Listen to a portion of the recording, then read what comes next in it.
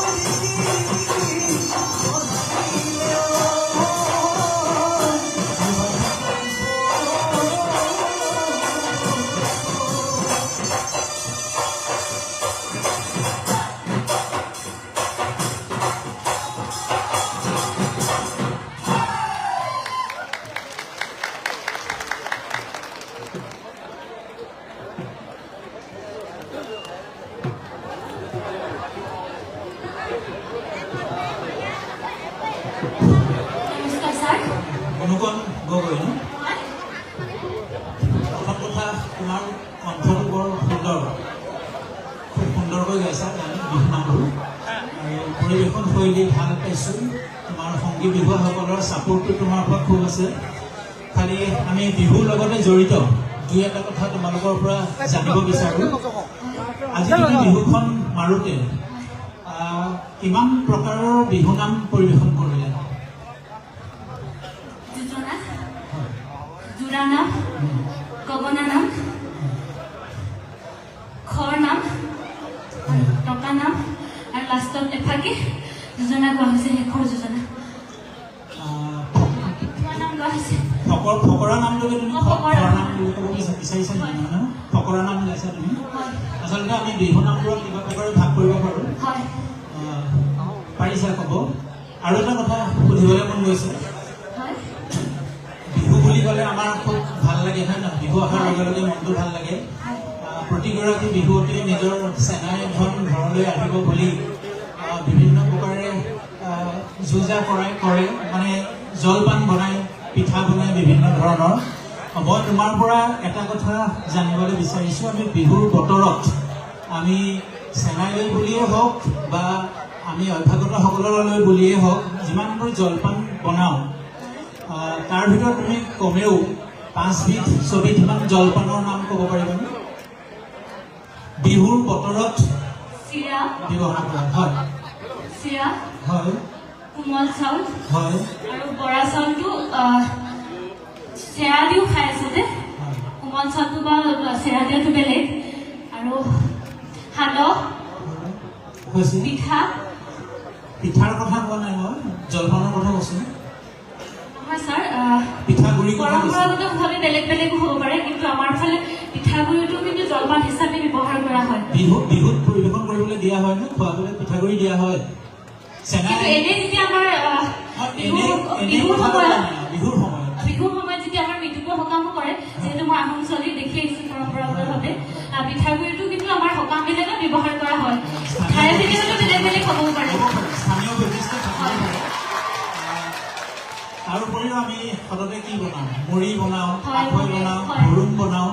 হয়নে নহয় গতিকে আমি এইবোৰ কথাও অকণমান জানি যাব লাগিব লগে লগে ধন্যবাদ